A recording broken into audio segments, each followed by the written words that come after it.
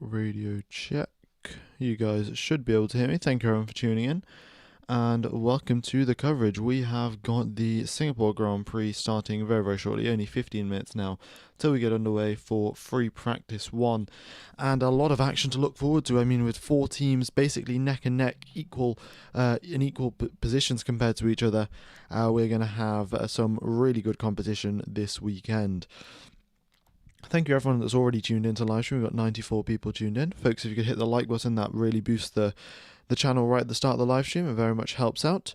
K-Mag is indeed back. And hello to everyone in the chat. Congratulations and thank you, Mohan Sky V. Sky. Hello, Isaac. P. Sorov. Thank you everyone for tuning in.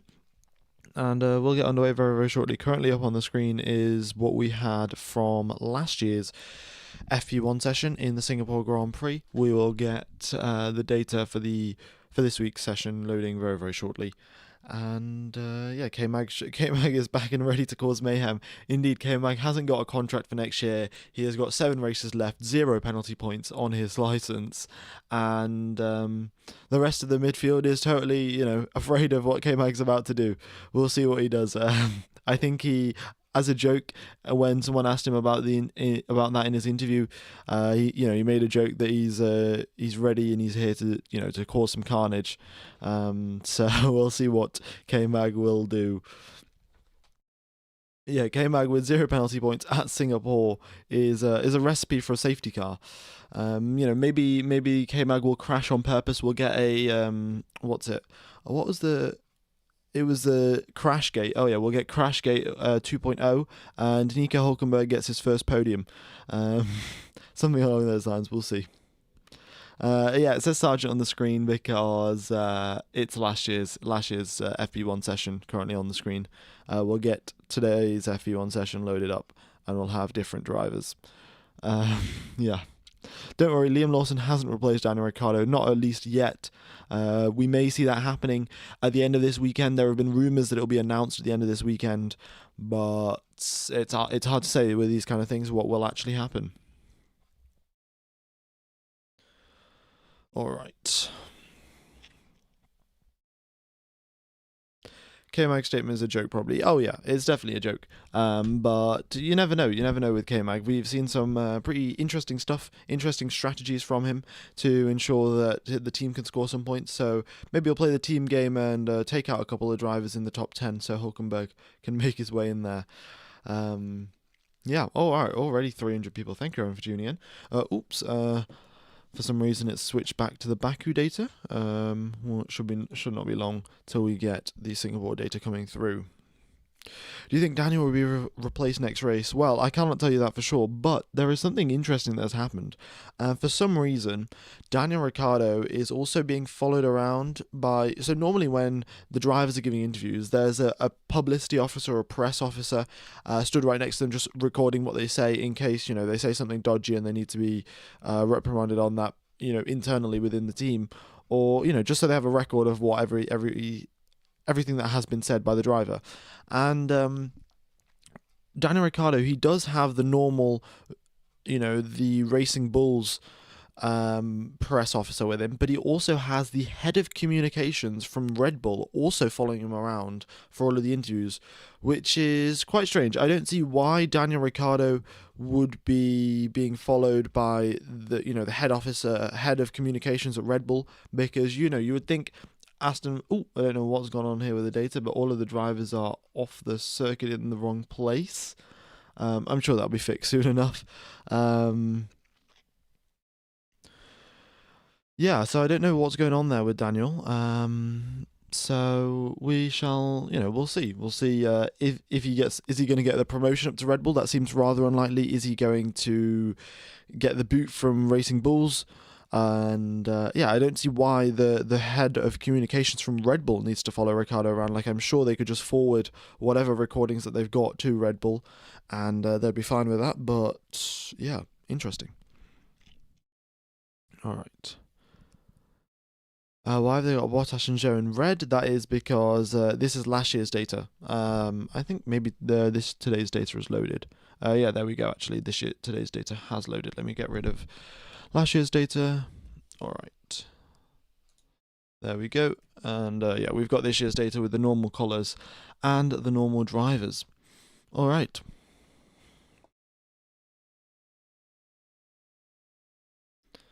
$200K soon, maybe. We'll see. Hello, I'm from the Philippines, by the way. Happy birthday, bro. Well, thank you very much. Yeah, my birthday was, had a very nice birthday. I had a fantastic race. Of course, on my birthday, hit 100K on my birthday. Could not have asked for anything really better than that. So, yeah, very pleased. Alright. I'm going to F1 TV. Do you have a discount code by any chance? Midway, unfortunately, the discount code has expired. There was one at the mid-season break, but it's expired. However, if you do want to help out the channel, there is a link in the description to F1 TV Pro or just F1 TV, and if you sign up using that, then I get a little bonus from that, and it helps out the channel. So, yeah, if you want to use that, then go ahead and do so. We are having a couple of issues down at the McLaren garage. They're having some issues with getting a tyre off the car. I don't know if they've broken the wheel gun or if the wheel gun's broken, or if the nut on the tyre itself is broken. But they're having some issues, and there are quite a lot of mechanics just sat around there trying again and again to sort of get some sort of grip on this wheel nut and loosen it so then they can take the car off.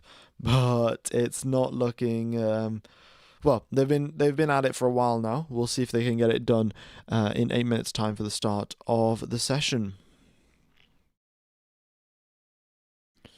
Alright, F1 Gaming, you hit 100k already. Lol, been here since a long time. Keep it up. Thank you very much. Ooh. Daniel couldn't deliver in the V-Car. What makes you think he can perform in the Red Bull? Yeah, it is. It's not really been that great for Daniel Ricciardo, so it looks much more likely that he'll be leaving Formula One rather than joining Red Bull, but we shall wait and see. Hey F1 Gamer, if you were given the opportunity to drive in Formula One on the current grid, which driver would you replace and which team would you drive for? Well, I could say, I'd replace Sergio Perez and then I'd show everyone how to drive a Formula One car, but that's just not going to happen. So maybe just replace Guan Yu Zhou and drive alongside Valtteri Bottas right at the back of the pack, so there's not too many people looking at me. Because, admittedly, I'm quick on the F1 games, but, I don't think I have the physical endurance to be driving around a Formula 1 car. I probably couldn't even do a Formula 2 car, let's be real, so, yeah. Replace Lance or Zhou, probably, yeah. Oh, there's an ad. Whoops, let me just get rid of the adverts. Thank you for reminding me. Maybe we're getting a little bit of lag here. What is going on? Is this my internet or is this my computer? Oh no, it's back. All right. Hopefully that does not happen again. A little bit strange. Okie dokes. What else do I want to talk about? Oh yeah, Ferrari. They have brought some upgrades this weekend. They've brought a front wing upgrade that isn't circuit specific. It's just general, improving the flow around the car. So Ferrari should be looking good if they can gather some data and realize and test whether if this front wing works or not. Then that should be that's going to give them a little boost in performance.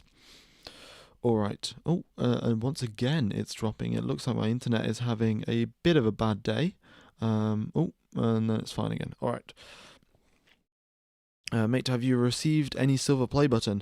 Well, with the silver play button, what happens is once you hit 100k, you have to wait 10 days for YouTube to sort of check that you haven't just sub-botted your 100k.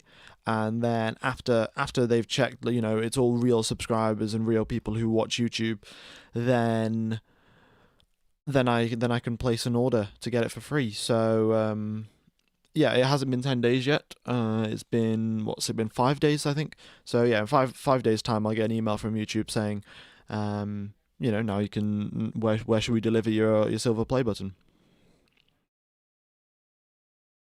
All right. What do you think about McLaren's DRS wing opening by itself a little bit? Well, I think it's a very ingenious solution, to be honest.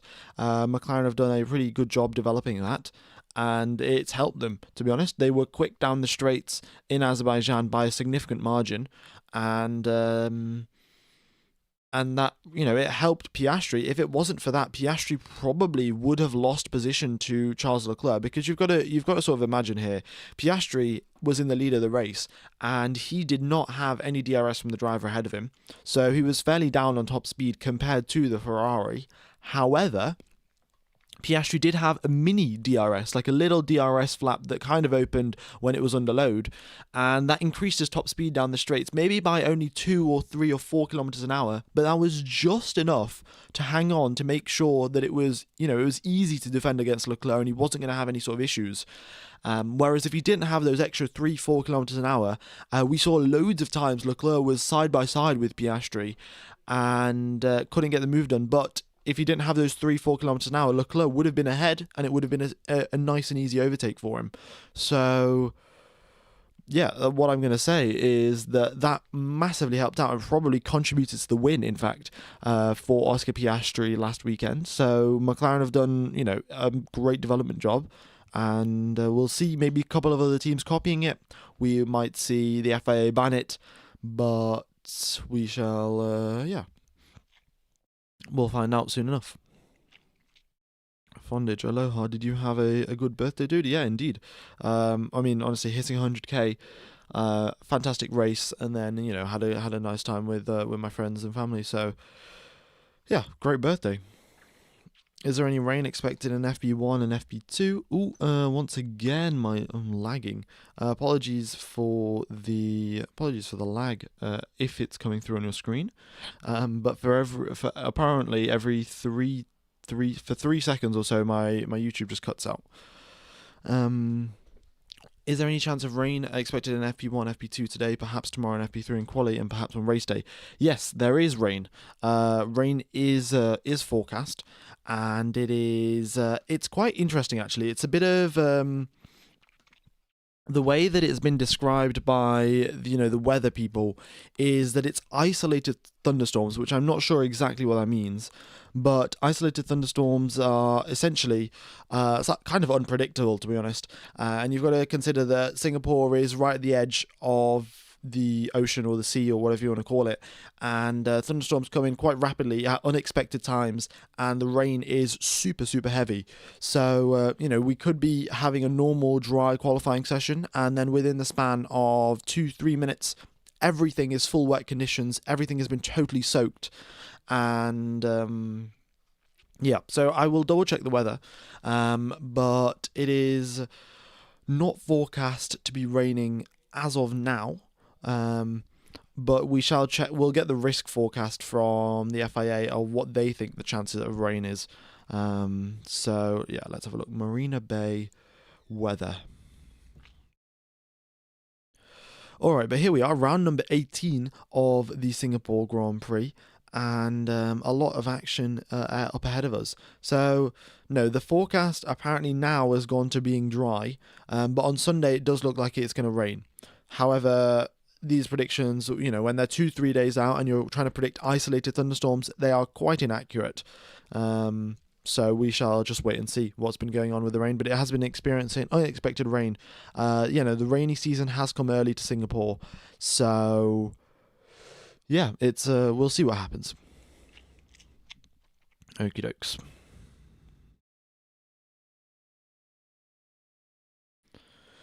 But here we are at round number 18 of 24, 3/4 of the way through the season now. McLaren are still working at this wheel nut issue that they haven't been able to fix. It's on Oscar Piastri's car, and the car has been totally lifted up. The nose cone has been taken off, the front wing's been taken off, and now they're just working underneath the car. I'm not sure what's going on exactly, but there are some sort of issues on Oscar Piastri's car, and he may be losing some time at the start of this session. Alright, practice is coming to an end. Practice is about to start. The countdown is coming to an end. Let me just get rid of that timer. And yeah, the drivers will be making their way out very, very shortly.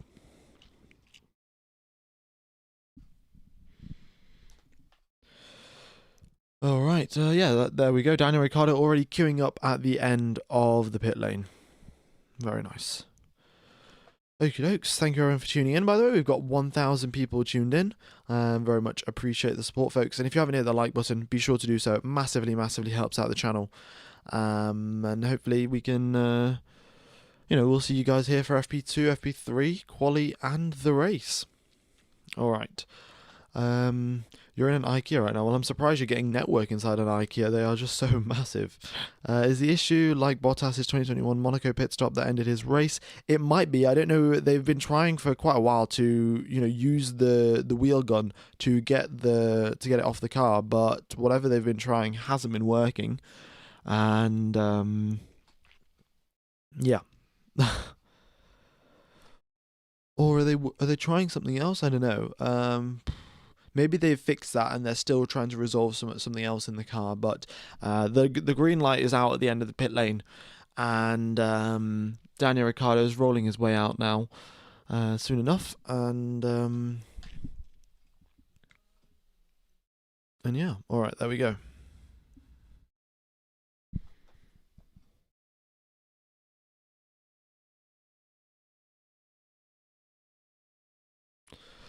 Alright, everyone making their way out, very, very nice. Also, another thing is 4 DRS zones this weekend, rather than just the normal 3 that you have at at Singapore. We have now got 4, so I shall just show you on the screen where all the DRS zones are. So you have got the first DRS zone, of course, coming down the main straight. Then you have got the second DRS zone going down where Valtteri Bottas and Russell are right now. That's the second DRS zone. Then on the exit turn number 13, you've got another DRS zone heading towards turn number 14. And then after turn number 14, you've got another DRS zone going all the way towards turn number 16. So yeah, 4 DRS zones on this circuit. That is going to make quite a few DRS trains, I can say for certain, on race day, but it should also aid overtaking. It has been a bit of a struggle this year, with the cars getting quicker and quicker and closer to each other. Well, the teams are also exploiting the ground effect a lot more, and because of that, overtaking becomes slightly harder every single upgrade package that goes along. And well, the FIA are combating that with longer DRS zones to assist the drivers in overtaking.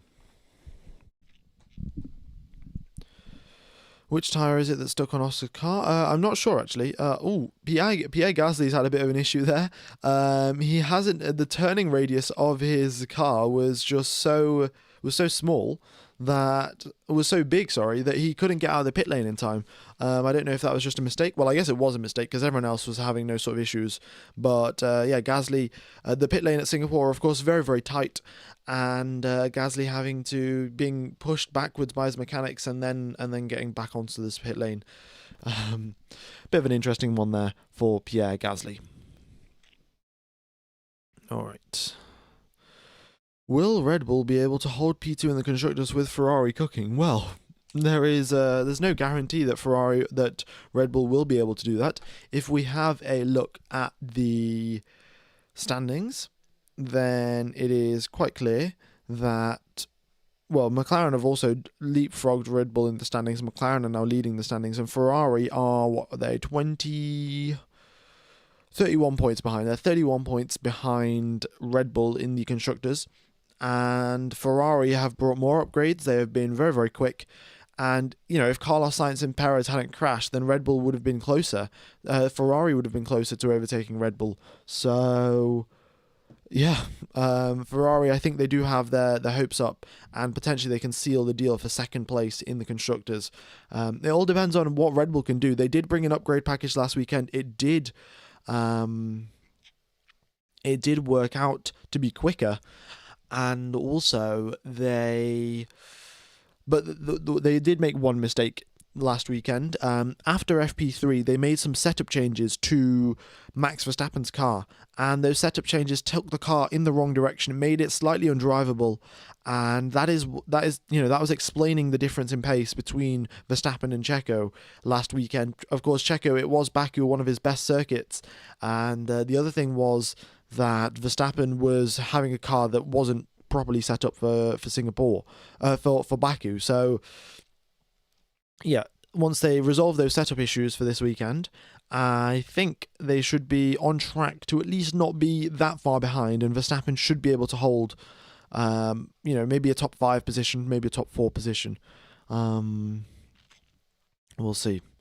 And topics to talk about when it gets slower. Colapinto and Bortoleto, who's most likely for the Sauber seat, and the apparent decision for the second V-Cup seat after Singapore. Yeah, well, thank you very much, Remy. Appreciate the suggestions, and I will remember to shout out the Patreons.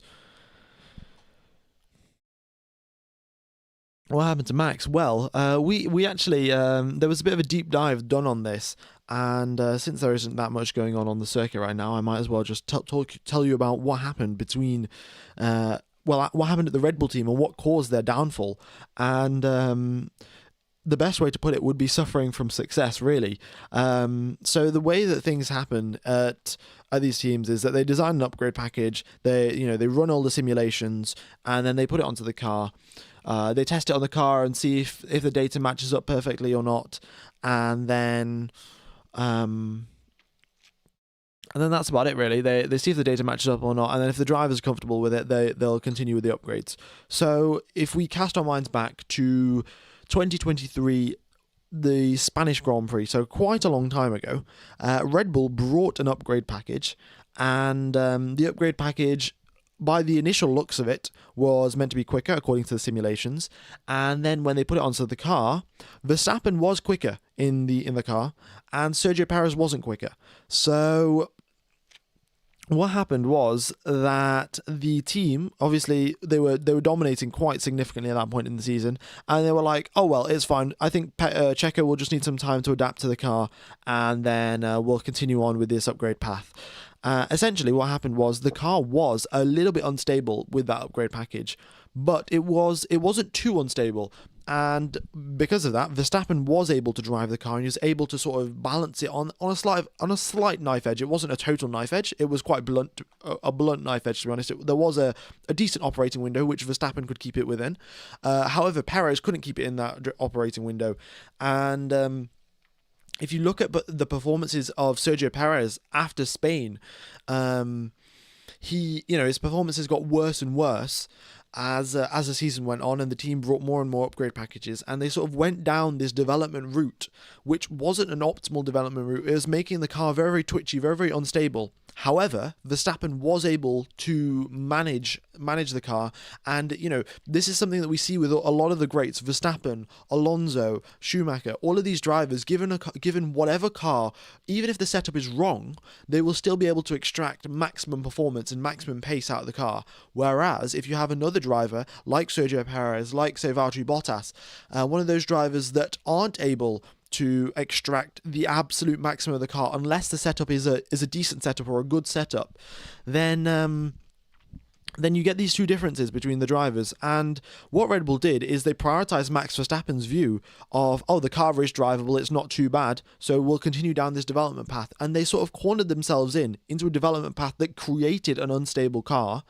And we saw, 2-3 races ago, Verstappen was complaining the car is undrivable, and they went too far with the upgrade package and too far down that development path. The car became totally undrivable for both Perez and for Verstappen, and both of them started suffering. They traced back all of these issues, and they went all the way back to 2023 Spain, when they realized this was the upgrade package where the twitching and the instability started. And Perez was having issues. He was saying the car isn't drivable, but they just ignored him, and they were like, Verstappen's going quicker, that I'm sure the upgrade package works. And yeah, it's kind of a downfall of having a driver that is slightly too good, because these drivers, they can drive absolutely anything that is given to them. It can be totally understeer, it can be totally oversteery, but the drivers will somehow still manage. And because of that, you can't actually tell if the upgrade package is good or if it's bad. And Red Bull fell foul to that mistake. They prioritized Verstappen's view far too much compared to Perez's view. Perez was, he was constantly saying the car is undrivable. I find it very, very difficult and unstable. But Verstappen was managing, so they just continued, and then they hit a dead end. And it is, now they've got to rethink their upgrade packages.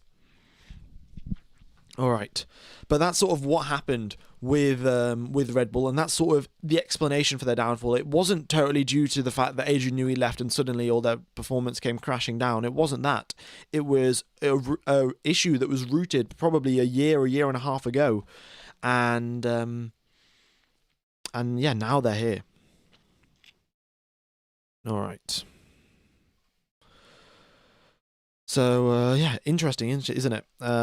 But let's have a look at the timings. We've got Sainz up at the top of the pack, Tsunoda in second place, Hamilton third, Leclerc in fourth. You got to take into account here, folks, Tsunoda is on a set of medium tyres, so that explains his performance compared to everyone else. But Verstappen has gone 3/10 quicker than Sainz on a set of mediums. Sainz was on the hards, but yeah, it's looking good for everyone. No huge mistakes from anyone. McLaren have brought some Flovis paint onto their car. They've got a new livery. Red Bull were going to run another livery. However, they didn't want to run it because it's extra paint on the car, and they can't compromise any weight whatsoever.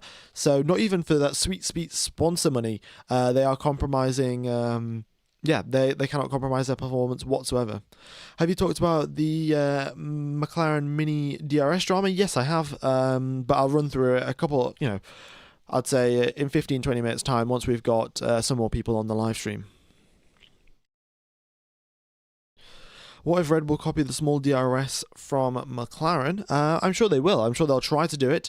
However, it's most likely the FIA will ban this mini DRS come the start of next season, because the main issue with this mini DRS is that it negates the effect of actual DRS. So if all of the teams have mini DRS, then the DRS itself gets less powerful, and because of that, overtaking becomes harder, and that is the opposite of what the FIA want, and it's the opposite of what the sport wants. So they can just say, we're going to ban mini DRS because we need DRS to be powerful.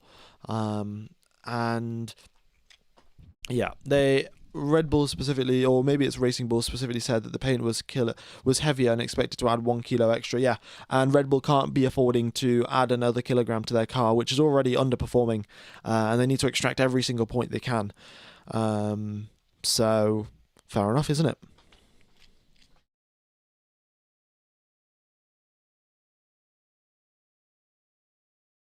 All right, hello from Baku. Well, I hope you enjoyed the race last weekend. But here we are at the streets of Singapore with the drivers, well, nearly all of the drivers out onto the circuit now. Piastri still sat in the garage. They are having issues with Piastri's car, so that explains why he's still in the garage. I don't know.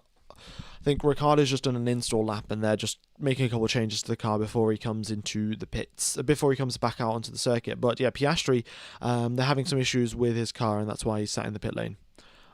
Actually, who's that coming out of the pits? Is that Ricciardo? Oh no, Ricciardo and Piastri, both of them coming out of the pit lane, I think. Or one of them is, at least. Oh yeah, that's Piastri. Piastri's coming out onto the circuit. All right, they fixed the issues with his car. Looking good.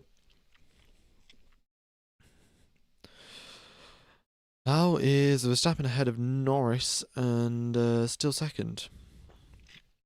Verstappen is not ahead of Norris. On the circuit, he may be ahead of Norris, but this is practice, so yeah, your best times is what determines your lap time position, your position on the leaderboard, not where you are on the circuit. Tsunoda in second position, crosses the line. Good lap from him. And Albon up into 5th place as well. The Williams, of course, scored double points last weekend. Fantastic weekend for them. Maybe we'll see if they can replicate that success at Singapore. But Baku and Singapore, two totally different circuits. And we shall see how that works out for the Williams team. They tend to be better at the sort of high-speed circuits compared to the slow speed. But you never count out the Williams team. Ooh, I had a bit of a lock-up there from Nico Hulkenberg going into turn number 16. A little bit of a mistake, but he should be fine. Also, folks, be sure to hit the like button. Really does help out the channel. Yeah, we've got 2,500 people watching. Thank you, everyone, for tuning in. And, well, thank you, everyone, for who is currently subscribed. We've hit 100k. We're well on our way to 101k. Oh, look at this. Lando Norris, purple in the first sector, purple in the second sector. And here he comes through turn number 16 and 17. Mightily quick through there. Managed to stay within track limits. And now out the final corner, very, very close to being flat, but, you know, you do have to lift a little bit before you turn in. And across the line he goes, improves on his best lap, and he is 8/10 ahead of the competition. But Norris is, of course, on the mediums, everyone else on the hards. We'll wait and see what happens. Sainz as well, looking very, very racy as he goes through turn number 5. DRS open once again, so he is going on a quick lap. We'll see what his hard tyre pace looks like compared to Charles Leclerc. But purple in the first sector for Carlos Sainz, that is fantastic. Alright, Gasly, Piastri's finishes out lap. He's out on a set of hards, so we shall see what Piastri can do. Love your commentary, watching this in F1 TV with your commentary. Love from India. Well, thank you very much, Space Explorer. Yeah, I'm glad, you know, a lot of people have access to, you know, professional commentary, but you guys tend to prefer mine, which I think is a massive, massive compliment. So thank you very much.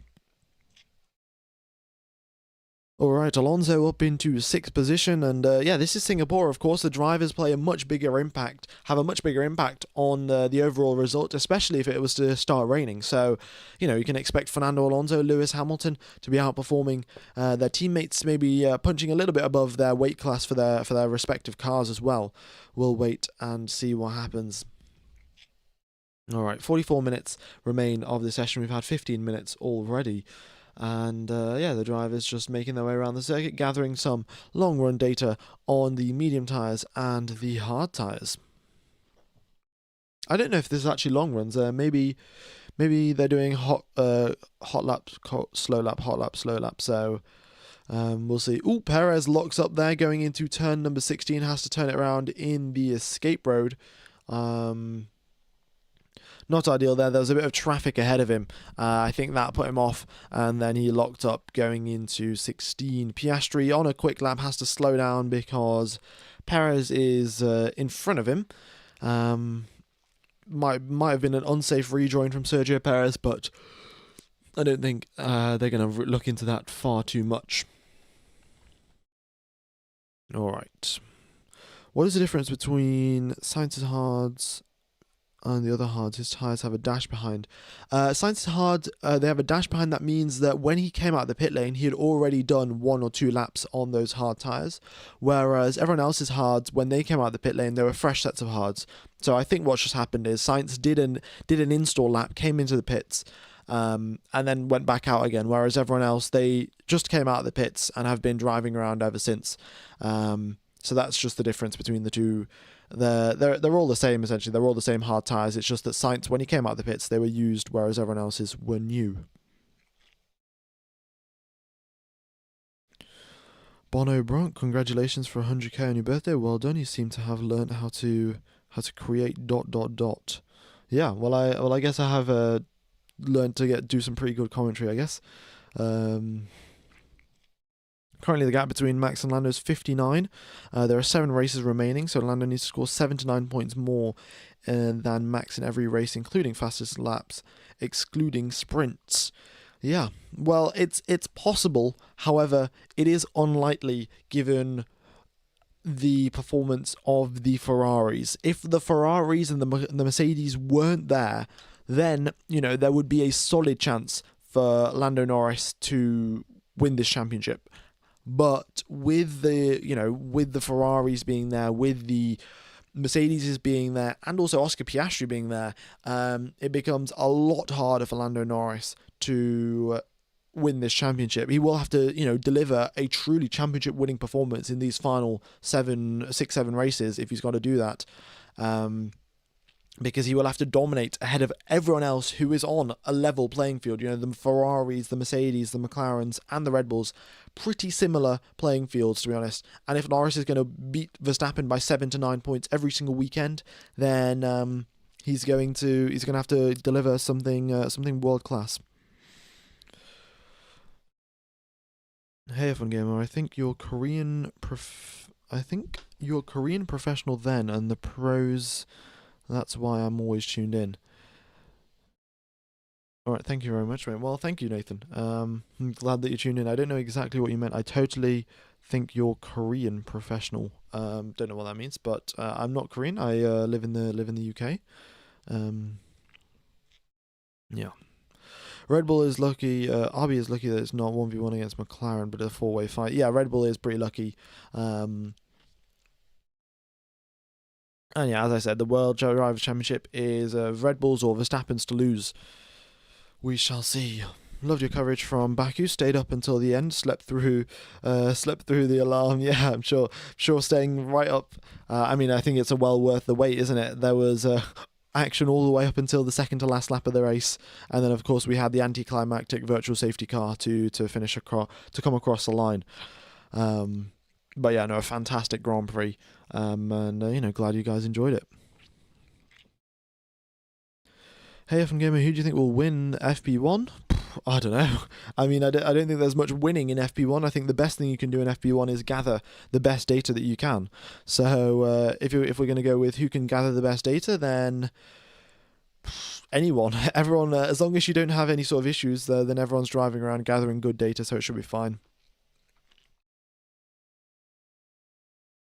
Baku was one of the best, if not the best Grand Prix this season. Yeah, definitely. Definitely one of the best Grand Prix this season. It was fantastic to watch, really. We don't know, we might not get another Grand Prix like that for quite a while. Or maybe it will start raining at Singapore and we will have non-stop action from start to finish. That could be something else that does happen. Of course, there is thunderstorms forecast for Sunday, and the thunderstorms are quite unpredictable, quite heavy as well. And we could have all the drivers coming into the pits on one lap and switching onto inters and wets, and then, well, yeah, there's going to be, if that happens, oh boy, that's going to be a fantastic race to watch. Bottas over the radio saying got blocked by the Williams. It is what it is. It's practice. I think it might have been Colapinto. Hasn't had too much experience around this Singapore Grand Prix circuit. I think it may even be Colapinto's first time here. So you're going to have to give him a little bit of breathing room, give him time to build up to some quick pace. But Williams will be doing the good thing of setting him out on some long runs, letting him get a feel for the car, and then he can slowly build up to the qualifying pace and qualifying speeds. Baku had me so stressed. What a great race indeed. I'm sure a lot of the McLaren fans, a lot of the Ferrari fans all had bitten all of their nails off their fingers, because it was so tense for 30 laps straight. The gap was within less than a second. It was very, very tense there. Nice lap there from Leclerc on a set of old hard tyres. Goes up into first position, half a second ahead of Lando Norris. Nicely done. That's probably also down to the fact that the fuel has been burnt out of Leclerc's car. The car's got a little bit lighter. But yeah.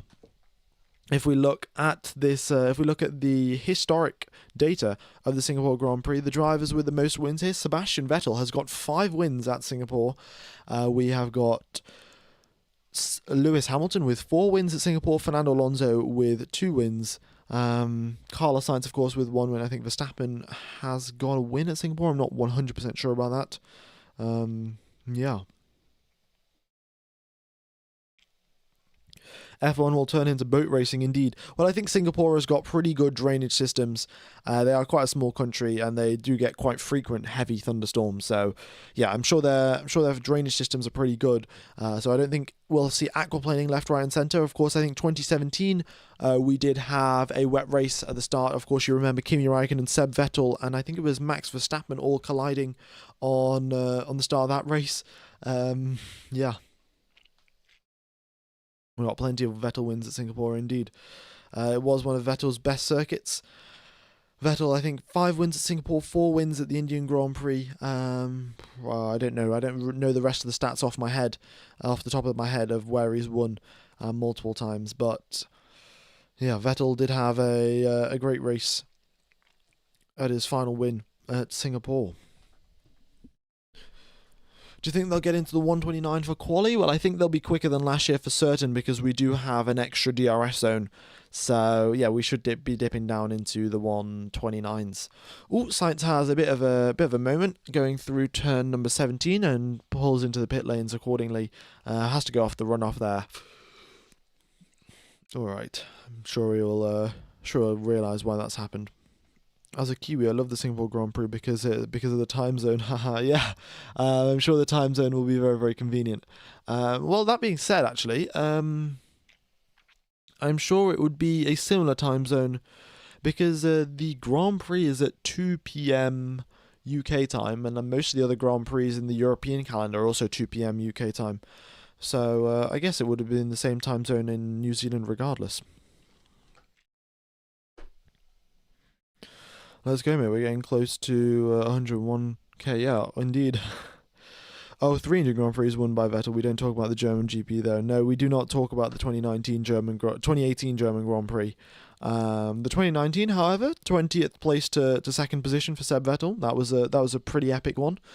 Was it only 3? Yeah, I guess he only raced in India 3 times rather than 4.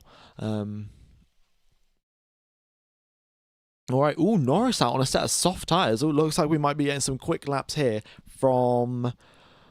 Yeah, might be getting some quick laps here from Lando Norris. Was Leclerc on hard tyres? Indeed he was. Leclerc was on the hard tyres when he set his fastest lap. Who do you think will get the second Audi drive? Ooh, that is tough to say, isn't it? Maybe, because this is the thing. There is 3 drivers that are currently in the running. It's Valtteri Bottas, Franco Colapinto, and Bortoleto. So those 3 drivers are in the running. Each of them have got their pros and cons. Now, I would say Valtteri Bottas, very experienced driver, very quick, very reliable. However, his con is will probably be that you'll have to pay him quite a lot of money if you want him to drive for Audi. Yeah, you'll have to pay him quite a bit because he's an experienced driver. He's got a lot of time in the paddock, and that comes at a price. Then you've got Franco Colapinto, who will have nine races of Formula 1 experience come the end of the season. He will take a much lower salary than Valtteri Bottas, and by the looks of it, he's reasonably quick as well. He's able to compete with Alex Albon, and he's not that far behind. So, yeah, Colapinto is looking good in that respect. And then, of course, you've got Bortoleto, who's got a lot less Formula 1 experience. Maybe he hasn't even got a free practice 1 session under his belt. But I don't really see what the running is for Bortoleto. I'm sure he'd be cheaper than Colapinto because he's got less experience than Colapinto, but I don't see the hype behind Bortoleto. He's of course a very quick driver, but Audi would want someone reliable. They'd want someone that can deliver, and if you want that, then you go for Valtteri Bottas. But yeah, it's a tough question to answer. I would, if I was Audi's management, I would sign Valtteri Bottas immediately. There is, of course, the issue with Bortoleto. McLaren, he is part of McLaren's driver academy. Audi want to sign him for 4 years. They want to sign a rookie for 4 years, which is unheard of, really. I don't know if Audi are making a mistake by trying to do that, but McLaren will only loan Bortoleto to Audi for 2 years. So McLaren have said, you're not getting Bortoleto for 4, you're only getting him for 2. Because they want to keep their options open in 2026. That's McLaren's thinking. And so Bortoleto is, he's struggling with the McLaren sort of issues. Colapinto, he will have the option to drive next year. He's not signed with anyone else. So there's Colapinto, and then of course there's Valtteri Bottas, who is not signed with anyone else as well. So we'll see. Maybe it'll be Bottas, maybe it'll be Colapinto, but Bortoleto is looking unlikely given that McLaren are only willing to give him away for 2 years and Audi would like to sign someone for 4.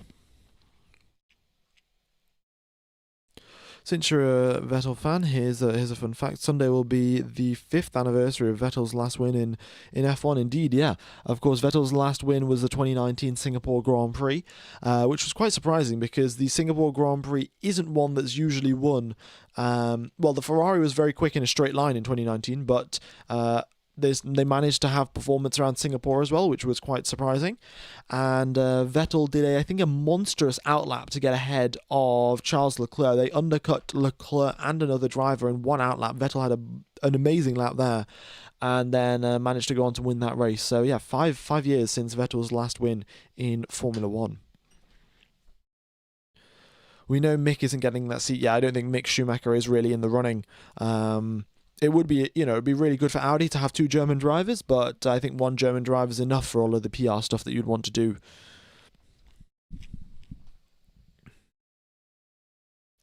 Apparently, as of Baku, Leclerc's driven more races for Ferrari than Vettel.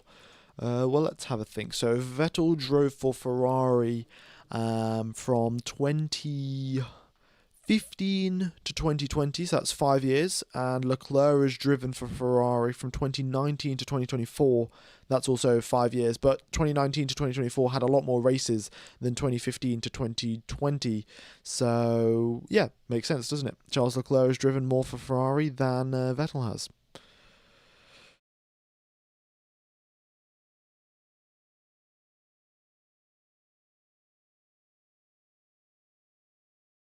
I don't know why it says the radio is 10 minutes delayed. It shouldn't be 10 minutes delayed, and I think that's just an issue in the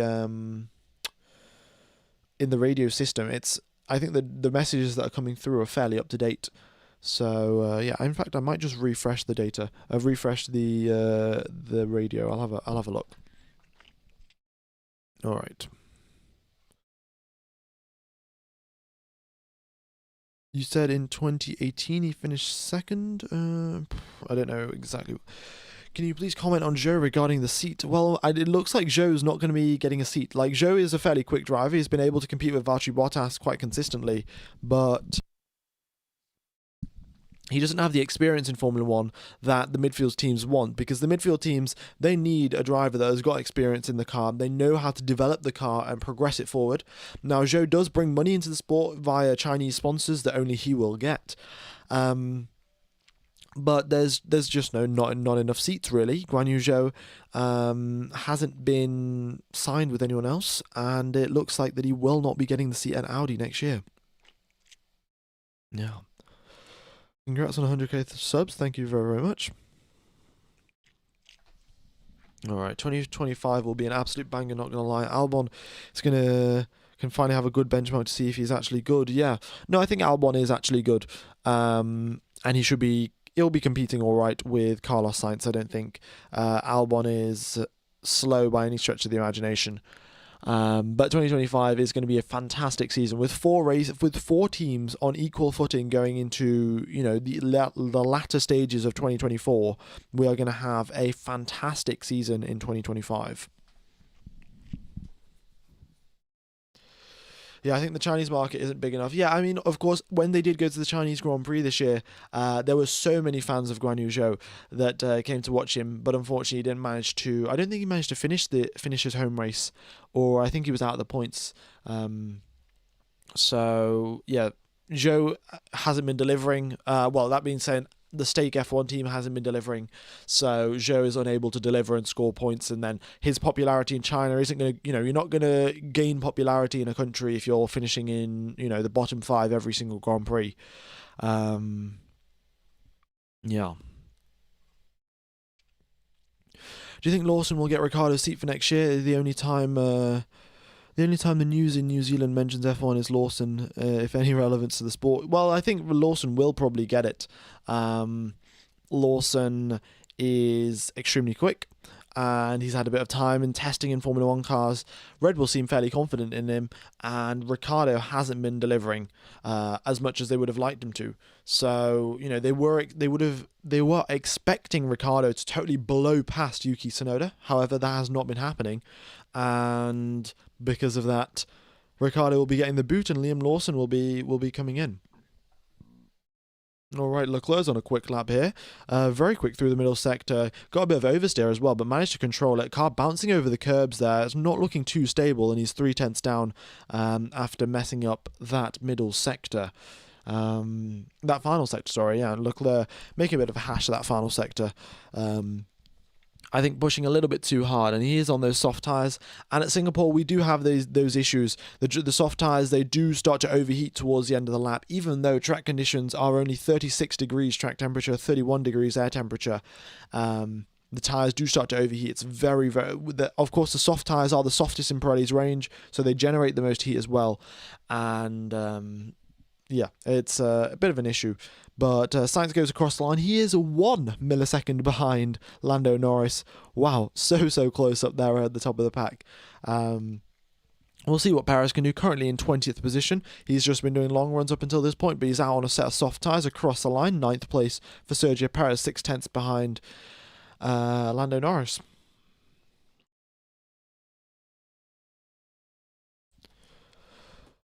All right, Leclerc comes over the radio saying that's a very very bad lap. So yeah, I'm just paraphrasing there, but yeah, Leclerc with a bad lap, he's still 3/10 down on Lando Norris, 3/10 down on his teammate, so he's got some room to improve there. Valtteri Bottas gets blocked by one of the Red Bulls. That might have been, I think that's Perez actually, but it's not ideal really, because the exit of the pit lane leads you right onto the apex of turn number 3. So if you are, if there's just a bit of bad timing, you are immediately out of it, and and you lose your lap. So the drivers and the teams have to be quite wary of that.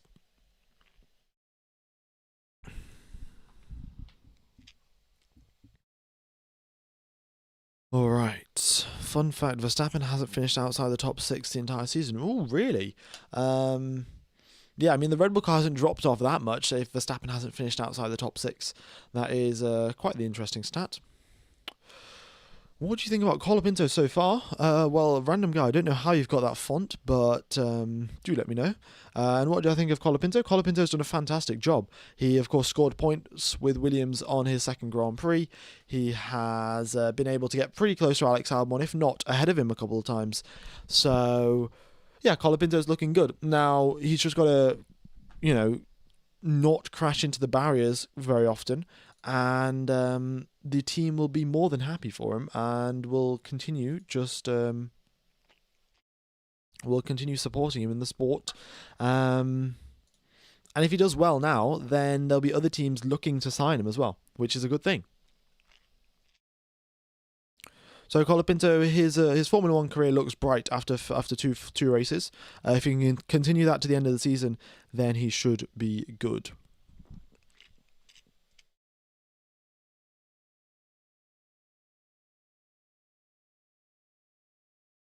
Oh, we've got another guy with a different font. I think Colapinto will get kicked. I think if you just copy paste a different font into the search bar, then it will and then it just pastes it into the chat as well. I'm not sure. We got Gasly on a hot lap here. He's on a set of soft tyres, looking really racy in that Alpine. He's only 15th quickest through the speed traps, however. We know the Alpine isn't too quick down the straights. But this, the circuit isn't too big of an issue going down the straights. You got a lot more corners, and a lot more corners that have a much bigger impact. So we shall see what Pierre Gasly can do. He's got flow viz on the back of his rear wing. The team looking to analyse the flow coming off the back of there, seeing if there's any detached vortices or vortexes, seeing if they can just reduce that tiny little bit of drag as they are going down the straights. Alright, 23 minutes remain of this free practice 1 session, and we have got Lando Norris top of the timings, Carlos Sainz in second place, Yuki Tsunoda in third. Hopefully Colapinto doesn't get the Nick de Vries experience, yeah. Of course, well, Nick de Vries, he had one race in Monza, I think it was 2021 it must have been, and then he performed well in that, and then got a seat in 2022, and then... or maybe I'm 1 year off, but nonetheless, Nick de Vries performed once and then got a seat and then couldn't deliver in the seat. So if Colapinto can, deliver consistently in the Williams car, then I think that should be a much better chance of him consistently doing well in a seat that he gets as well. What does the blue colour mean? The blue colour means the drivers are coming in or out of the pit lane. So if you see blue in the first sector, that means the drivers have just come out of the pit lane. If you see blue in the final sector, that means the drivers are currently in the pits. Alright, folks. Also, if you haven't hit the like button, be sure to do so, folks. It massively helps out the channel.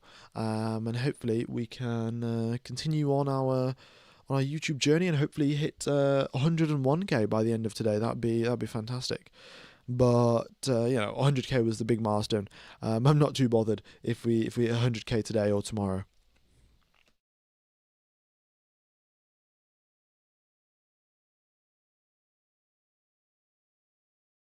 All right. What else have we got to talk about? Oh, the wind is picked up a little bit. 10 kilometers per hour wind for the drivers to deal with. It's fairly consistent, though, not too gusty. And given that Singapore has got a lot of buildings and walls here and there, the wind isn't that big of a factor for the drivers to contend with. Can you update us about the upgrades the teams have brought this weekend? Well, yeah, sure, why not? I mean, the only major upgrade that we have got is from Ferrari. They've brought a new front wing. Apart from that, everyone else has just brought some circuit-specific stuff, like McLaren have switched out their beam wing to get a bit more rear downforce. Red Bull have changed their brake ducts so they can get a bit more cooling for a little bit less drag. Your fairly standard stuff, to be honest. It's nothing out of the ordinary for the Singapore Grand Prix, and the only significant change is the Ferrari bringing a new front wing. Everyone else is the same car as last year. Not last year, last weekend.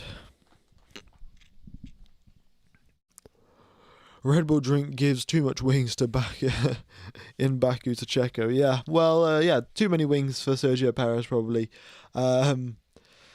Yeah, it was a bit of an unfortunate crash. I mean, both of the drivers were just asking each other, because both the drivers got taken to the medical room and they were just analysing their vital signs in the medical office, and both drivers were talking to each other like, what just happened there? What did you do?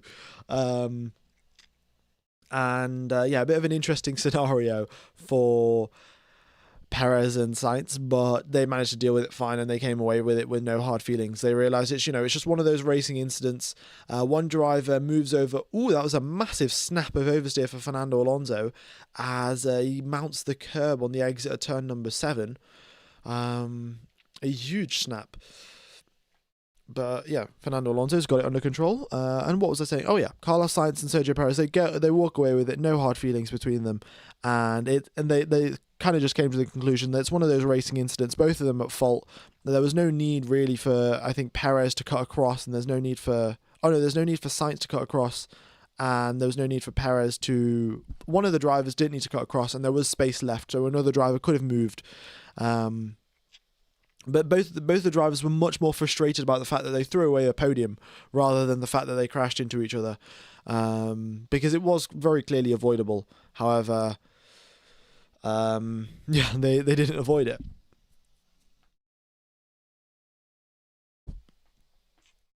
What do you think about Red Bull this weekend? Well, I don't know. Normally Red Bull, well, they weren't that good here last year.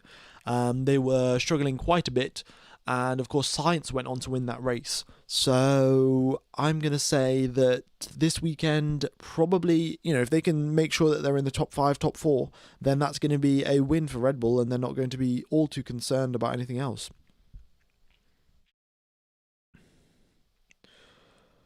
I heard some teams change their cooling panels. Maybe it won't affect if it rains, but sometimes in Baku can be extremely hot. Yeah, they do change their cooling panels a little bit, given that Singapore is quite a hot place to be. But it's, once again, nothing out of the ordinary. The teams always change the cooling panels going from different circuit to different circuit. And yeah. The radios are constantly switching from 1053 to 1110. Yeah, they are. You know what? I'm just going to refresh the radios. Hopefully, everything comes through fine. All right, there we go. We'll get a couple more radio messages popping on the screen, and then you'll be able to read them. But yeah. All right. Which app do you use for the timings? I use Multiviewer. However, you do need a paid subscription, and the link you need a paid subscription for F1 TV. So the link for that is in the description if you are going to get F1 TV. All right. I don't know why the radios have suddenly stopped, but I'm sure that'll fix itself soon enough. The heck, they changed the track layout. Oh yeah, they changed the track layout. I think it was a couple of years ago. It's been a while. Before, I might as well show you what the track layout used to be. But before, after the exit at turn number 15, you would go inside and then outside, and then you would have this. So you'd have an extra sort of chicane, double chicane, on the exit turn number 15. But they removed that, and then now the drivers just go straight on, because that final sector was far too tight and twisty, and with the increased speed from the cars as well, it was slightly unsafe, and yeah. All right, Perez complaining, saying that he got blocked by Albon, and then also he's removing a couple of his visor strips. The drivers have quite a few visor strips this weekend, of course. They'll be switching between the sort of the daylight visors that they have, and then the nighttime visors and the sunset visors, because I think FP2 will be within the sunset times, so the drivers will have to, have a different visor for that.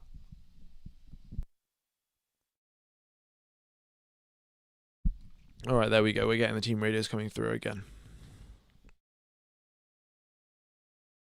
I think it was 2022 was the new circuit, yeah. Of course, it was previously the sling chicane, and then they changed that into another set of chicane, and now they've just totally removed the chicane, and the drivers are going straight on. All right, F1 Gamer, the wind at the start was 6, now it's 11. Well, yeah, now it's just dipped it back down to 8. It's not too big of a concern for the drivers, because, there's walls everywhere, so the wind isn't that strong. Fun fact, F1 drivers breaking rules by their visors. I forgot what the name was. I'm not sure about that, but another thing that the drivers do have to be wary of is when they do take off their visor strips, they don't want it to get lodged in their own side pod ducts, because if they just throw it out the side of the car, which is what they normally do, if it gets lodged in their own side pods or if their own intakes, then they have to retire the car. Maybe they can come into the pits and the mechanics can remove it, but most likely it's going to end up with the car overheating and an engine failure. So yeah, we'll see if anything like that happens. But the drivers are quite used to that now, and they make sure that they throw their driver visors a little bit higher. 2022 was the new track. Yeah, fair enough.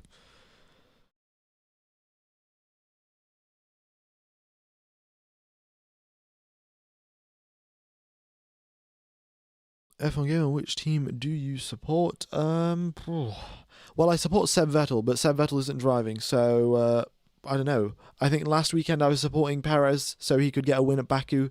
Maybe this weekend I'll support Leclerc. I don't know. I'm not too bothered. I'm just sort of a unbiased commentator.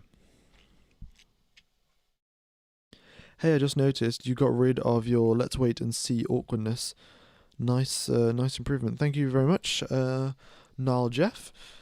Yeah, it's just trying to sort of improve my commentary each practice session, each race session. If I can improve one thing every single session, then by the end of the season or by the end of next year, I'll be a fantastic commentator. All right. When the driver tears off a visor, it's littering, but F1 gets a special permit from Singapore. Yeah, I'm sure. I think Singapore is quite strict about its littering and sort of the rules around it, but of course the drivers do get a exception for that.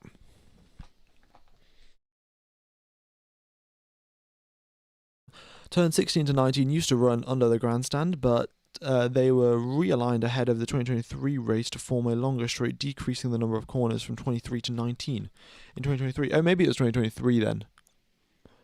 Was it 2023? I'm not sure. But nonetheless, I think it's an improvement to the circuit. They've added another DRS zone there, and it should aid with the drivers being able to stay close to another and potentially getting an overtake done into 16, maybe down into the first corner, maybe into turn number 7.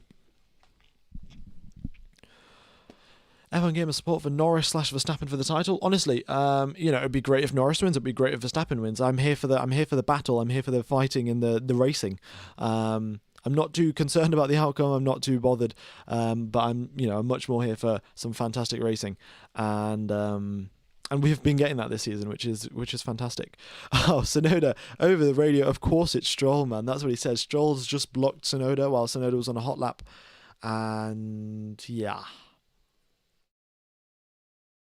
I just googled it, but both in 2023 and 2022 might have had changes to the track.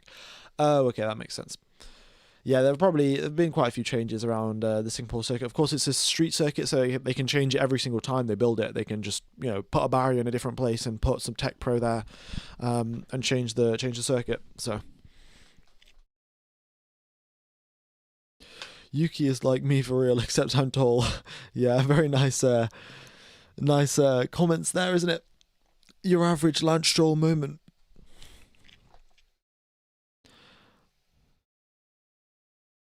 Gary Wiseman, yes, it is legal, but if you don't throw it in public places, you can eat it. But it's basically illegal to throw it in random places. Fair enough. I mean, I think you guys are talking about the garbage rules in Singapore. All right, we've got all of the drivers out. Well, not all of them, but most of the drivers out onto the circuit now, and everyone has done their long runs. Everyone's done their slow runs. Their quick laps, and everyone else is now just out doing a couple of long runs, I guess. Yeah, once again, long runs. We'll see at the end of FP2 probably more accurate times for qualifying, and that's when, because the FP2 session is sort of the night time to is the same time as quali tomorrow. The FP2 session is the same time as quali, and because of that, the teams will be doing their quali simulations in FP2 mostly. Dude, did you convince Kimi to be your commentator? No, I haven't convinced anyone. I've still got to try and find Nicholas Latifi's email. And then once I find his email, I've got to, come up with a really good email and a really good pitch. And then hopefully, he says yes. But I shall see. It's gonna be a long uphill battle to try and find an ex-Formula 1 driver that wants to come on my live stream. So we'll see. We'll see what happens. Why the Mercs on hard tyres? They're on hard tyres because the strategist thinks that it's the best way to go forward. Yeah, I think they did 9 laps or 10 laps or so at the start of the session on a set of hard tyres, and now they are once again on a set of hard tyres doing a couple more laps. I think they're just gathering some data on the hard tyres and how they degrade over time. Rip the stream buffering a bit. Oh yeah, it did buffer for just a second there. Yeah, I just got a message from OBS that I am dropping frames, and once again, don't know what's going on with the internet because I'm plugged into Ethernet, so I should have good internet, but there's not really much I can do. It's my internet's problem. I'm just going to commentate on, and I think the issues will resolve themselves. And yeah, there we go. They have resolved themselves. Very nice. Oh, 3,500 people tuned into the live stream. Thank you, everyone, for tuning in, folks. Hope you are enjoying the coverage. And yeah, we are now 8 minutes away from the end of this session. Not long till we have the drivers going back out. Well, till we have all of the drivers out onto the circuit now. Only, I think, Piastri, Ricciardo are remaining, and everyone else, everyone else is back out. Just joined. Norris is looking good. Indeed, he is. However, Leclerc is looking even better. His quickest lap is on a set of hard tyres. Oh, no, sorry. No, all of these laps are on soft tyres. Apologies for the mistake there. But yeah, Norris and Leclerc very, very close to each other. And it's looking good for them.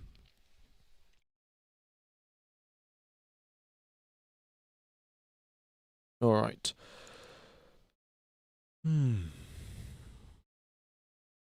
You're so close to 101k. Indeed we are. I think we'll hit 101k by the end of FP2. But yeah, folks, if you aren't subscribed, be sure to do so. I'll be commentating all of the races and qualifying sessions till the end of the season. Piastri's had a little touch with the wall there, going through the middle sector, just taps the barrier. I think he gets away with it because he hit Tech Pro, and the Tech Pro is a fairly bouncy material and it absorbs a little bit of the impact, so he should be fine. But they'll just double check that. And yeah, I will be commentating all of the qualifying and the race sessions and the sprint races and stuff like that. I may not be able to do every single practice session depending on, how my university timetable looks like and other commitments I have. But yeah, qualifying and races I will most definitely be able to do.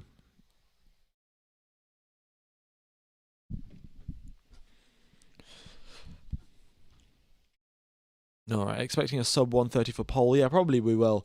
We probably will get a sub 130 for pole.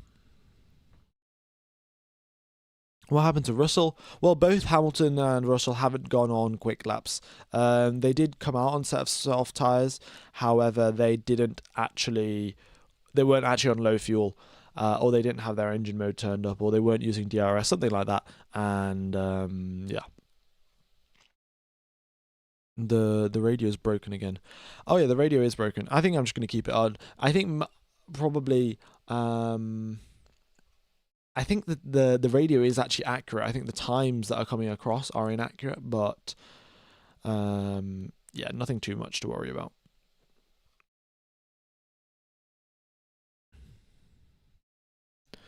All right, we've only got 5 minutes left of the session, not too much going on. The pole time last year was a 1:30.9. The drivers, we could probably get into the 1:29s, given the extra DRS zone, and the cars have got quicker as well.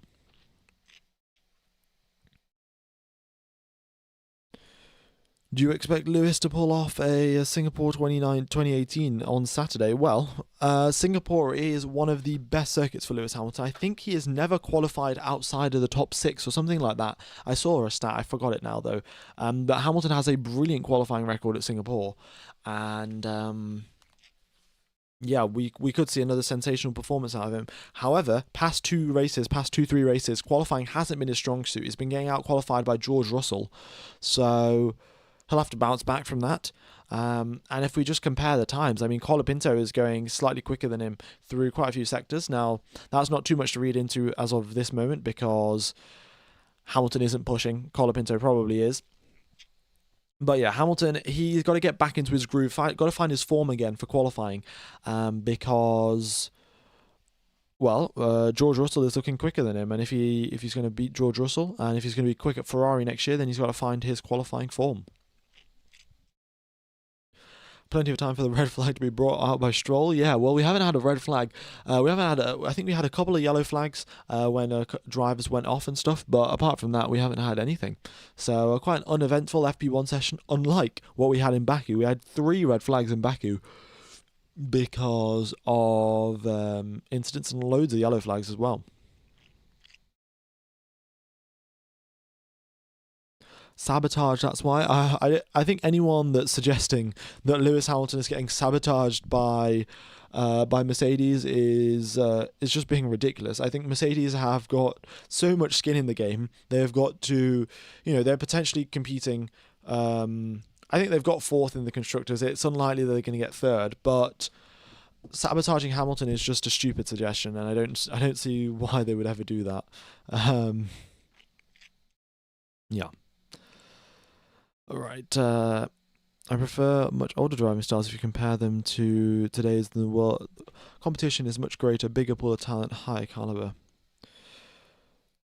Yeah, older driving styles, I don't know exactly what you mean. I think you mean like drivers being a lot more violent and not violent, but as in a lot more aggressive with their overtaking rather than playing it safe like we see quite often this weekend. Not this weekend, this year to be honest. And quality in the race will probably be rainy, unlike today. Yeah, it should be rainy actually. And if it does rain, then Hamilton will do fantastically, I'm sure. That being said, in Silverstone, George Russell, it was raining, and Russell was the quicker car out of the 2 Mercs. So, unfortunately, yeah, of course, Russell did have his cooling issue that weekend, and that led to him not getting a win. But just the way things go sometimes.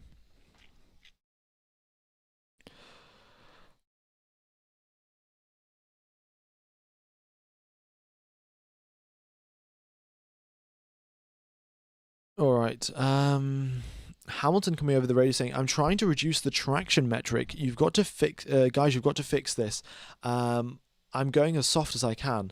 That's interesting. I think what that means is on his steering wheel, he may have a sort of like a point system saying, coming out that corner, how much wheel spin did you get? And And Hamilton is trying to reduce that and saying, he's got a good amount of traction and he hasn't got too much wheel spin. But he's saying that he's getting loads of wheel spin and the teams have got to fix it. So maybe it's a sensor issue. Maybe they got to bolt on a bit more rear wing. But we'll see. Perez has come over the radio saying, I can't stop the car with the front right. That might be a brake temperature issue there. If one of the brakes is a higher temperature than the others, then what happens is that they'll have a lot more braking performance on one side of the car than the other, and the car sort of twists to one side under braking, which is suboptimal. I was talking about the drivers in the 1960s, debating whether the drivers in the past were better than the drivers today. I don't think you can compare. My point was the competition today. Yeah, it's very difficult to compare.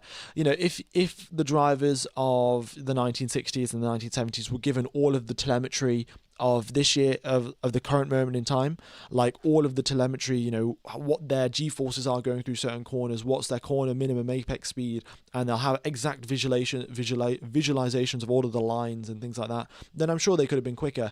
But with the current resources available to them at that point in time, they were exceptionally quick. And all of the drivers at this current moment in time driving in Formula 1 are also exceptionally quick.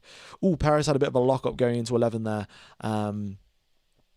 Yeah, the front right tyre becoming slightly unloaded. That's the issue. Once you go towards turn number 13, what happens is, because there's a bit of a kink at turn number 12, the front right tyre has got absolutely no load on it, because you've just sort of turned the car a little bit and all of the load goes to the front left tyre, and as you start braking into turn number 13, your front right tyre locks up because there's just no weight on it, and it's the drivers will probably have to stiffen up the suspension a little bit. But the problem with stiffening up the suspension is that it's a street circuit, it's quite bouncy. You don't want too much bouncing around for the drivers, for the aero stability of the car.